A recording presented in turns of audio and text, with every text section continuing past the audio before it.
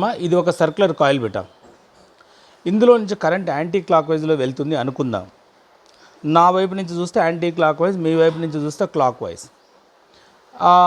నేను నా దృష్ట్యా మాట్లాడుతున్న కరెంట్ యాంటీ క్లాక్ వైజ్ డైరెక్షన్లో వెళ్తుంది. ఈ పాయింట్ దగ్గర నీ థంబ్ పైకి పెట్టండి. కరెంట్ ఏ డైరెక్షన్ వెళ్తుందో ఆ డైరెక్షన్లో నీ థంబ్ పెట్టండి. ఇక్కడ magnetic field anti clock wise. ఈ పార్ట్లో కరెంట్ కిందికి వెళ్తుంది, so magnetic field clock wise. పైన కరెంటు ఇటువైపు వెళ్తుంది left, so magnetic field into the page. Magnetic field is into the page. మొహానికి దూరంగా వెళ్తే ఇంటూ ద పేజ్ అనాలి, ఆర్ ఇంటూ ద ప్లేన్ అనాలి. కింది భాగంలో కరెంట్ రైట్ సైడ్ వెళ్తుంది బేట. ఇది ఫింగర్స్ని వైపు వస్తున్నాయి కాబట్టి ఇది అవుట్ ఆఫ్ ద పేజ్. మొహం వైపు వస్తే అవుట్ ఆఫ్ ద పేజ్, మొహానికి దూరంగా వెళ్తే ఇంటూ ద పేజ్. పైన ఇంటూ ద పేజ్, కింద అవుట్ ఆఫ్ ద పేజ్.